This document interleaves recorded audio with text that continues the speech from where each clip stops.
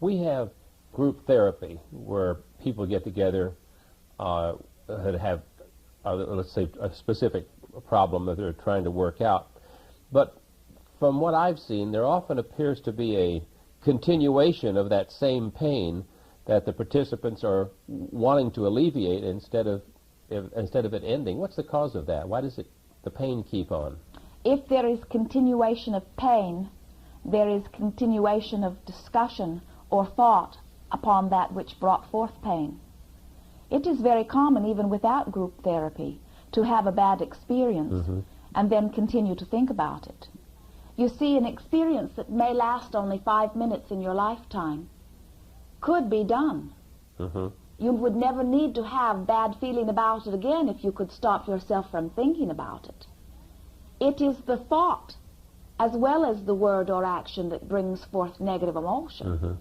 And so group therapy is not effective if it is guiding you toward remembering that which brought you pain in the first place. For as long as you continue to think about it, you will continue to feel the pain. And what is that pain? What is that negative emotion? It is communication from your inner being saying to you that what you are thinking about is not in harmony with what you are wanting. Good, thank you. Indeed. How can a person be of the most value to another, someone, let's say, that seems to not be receiving something that they want or need? And what's a sign that we could recognize that our intent to be of an advantage to another is crossing over that line to being a disadvantage? Always paying attention to the way that you feel will help you know the appropriateness of any action or any word or any thought in any moment. As long as what you are saying to another is making you feel good, then you are, if your intent is to uplift, uplifting. However, remember, we have said that you must state your intentions clearly before your guidance from within can be absolutely definitive as to what you are doing in this moment. If you never take the time to think about wanting to be an uplifter, then your inner being would not warn you very clearly, no matter what you said or did with or to another, you see. But as you have identified that you want to be uplifter, when you are being, you will feel it. You will feel good. When you are not being, you will feel negative. The greatest advantage that you have to any of those who surround you is by seeing in them that which they are wanting to see in themselves. And as they come to you wanting to speak of what you know they do not want, close your ears to it. Help them to see that what they are speaking and thinking is what they are getting. If you can help the others see the correlation, the absolute correlation, for there is not one shred of evidence anywhere in your universe, in your physical dimension, that defies this. If you can help them to see that what they speak and what they think is what they are getting, you will be of great advantage to them. As friends, often you are wanting to be that sounding board. You say, I'm wanting to be there for my friend. But as you are there, listening to them speak of what they do not want, you are assisting them in their attracting of what they do not want. And so you might say, friend, hear your words. Is that what you want? And as they say, of course not, then say to them, then let us not talk about it, for our words are powerful. The more we speak about it, the more we attract it. So we're not doing ourselves or the other person any favor when we call a friend and tell them our problems or something we're concerned with or upset about. Indeed not. Speak to others about what pleases you, and speak to no one, not even to yourself, about what does not please you. Good. That's very good. What could cause a person to repeatedly attract relationships or experiences that bring them pain, anger, or frustration to the degree that they finally end the relationship, but then they soon find themselves engaged in another relationship with the same negative sort of conditions? And how could that pattern be changed? The reason that it happens is because they continue to remember.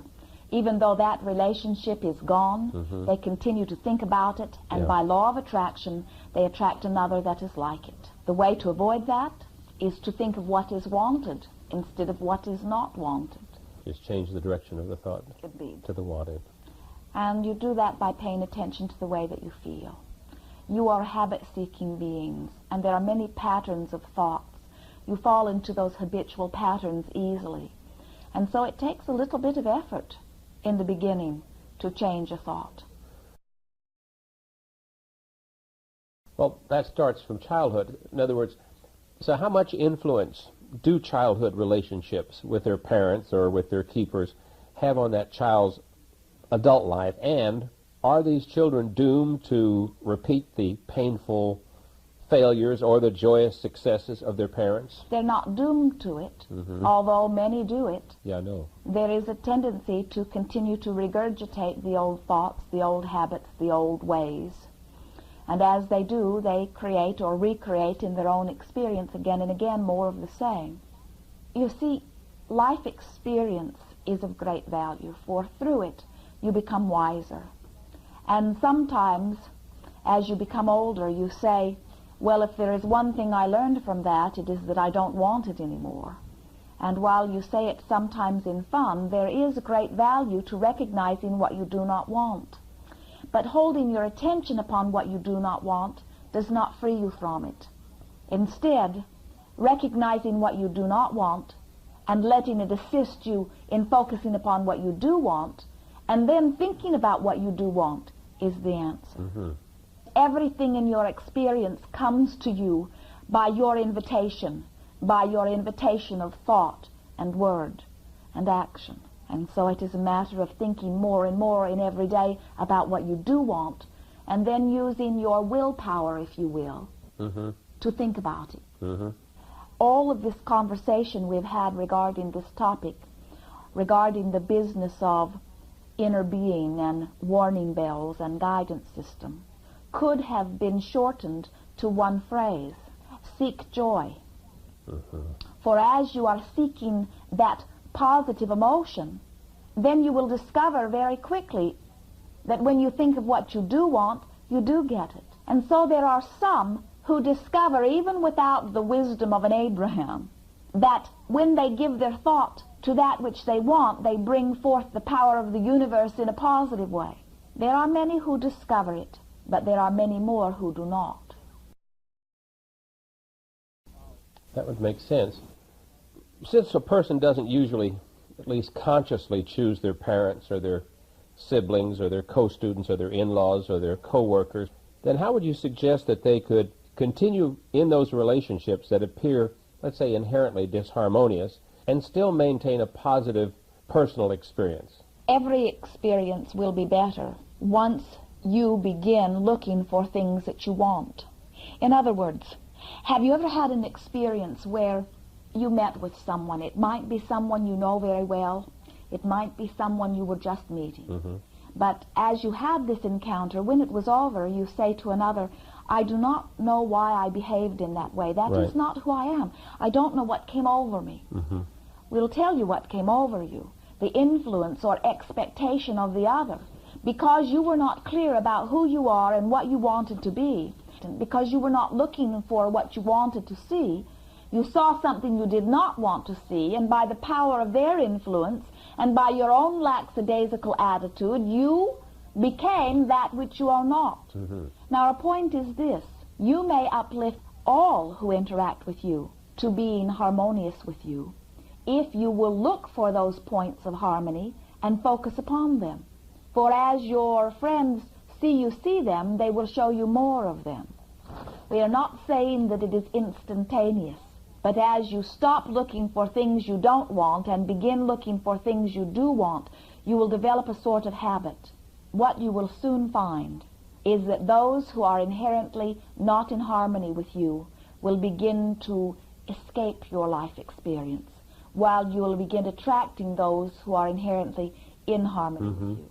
So the child is influenced by the parent, but it doesn't have to be a continuing influence on through the rest of the child's adult life. That's an individual decision on the part of the child who's now an adult. It is, or lack of decision in most cases. There are two primary hindrances to a child's deliberate creating. One is influence of others. The other is influence of their own habits. But the answer for the child or for anyone who is wanting to be deliberate in their creating is to think about what they want. To give more thought to you are wanting to live happily ever after, to give more thought to what you are wanting to be or do or have 10 years from now, to think about tomorrow. Indeed, when you get up in this day, to think about today. And as you are deliberate in your long-range segments, in your medium-range segments, even in the segment that is this moment, you will be more deliberate in your attracting. Most of what you experience comes to you by accident or by default. You do it. That is ordinarily the greatest resistance that we receive when we begin to talk to a new student about deliberate creating. They will say, Abraham, why can you say that I am creator of my experience? Certainly I would not have created this mess. I do not want it. And we say, we did not say you did it intentionally. Right. We said you did it through your thoughts, because you do not understand the laws. There are numbers of adults who today have trauma, problems in their lives. They quote the problem as being caused by their parents' influence. And of course, as long as they do that, of course, they'll keep rehashing that, won't they? And they'll continue to experience the problem. That is a wonderful example, for it points out what we are wanting you to understand regarding most of your negative thought. Those parents usually are not there now. That's true. Or if they are, it is in very small segments. A very small percentage of your life is spent with those parents, and yet you still allow that relationship to clutter or make you feel pain now. And it need not. Indeed not. It is there because of your attention to it. Take your attention from it, and it will not be. Have you ever had the experience where there was something great in your life that was troubling you very much? It seemed so important, and it seemed so terrible that you could not take your thoughts from it, it seemed. But you did find some sort of distraction. You went to sleep, or you went to a movie, or you thought about something else, and suddenly you are taken up short by the awareness that you were not having pain for a few moments. What we are saying to you is that as you give your attention to other things, you will not feel the pain. And that is the key to positive, deliberate creating. Thank you. Some would say, Abraham, you mean we should put our head in the sand? We say, if it gives you some form of distraction from negative creating, it can be of value.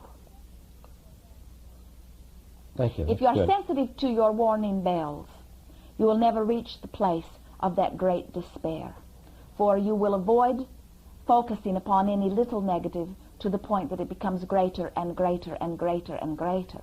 Well, the tendency, my experience in the years gone by was to try to fix the problem. I've kept thinking if I can think about it enough, I can get it fixed, but it seemed like it just increased. If you are wanting to fix the problem, give your attention to the solution. When you are looking at solution, you are feeling positive. When you are looking at problem, you are feeling negative. Just as when you are looking at what you want, you are feeling positive, while when you are looking at what you need, you are feeling negative. As you focus upon the lack of what you want, you will feel negative emotion. As you focus upon the subject of what you want, you will feel positive emotion.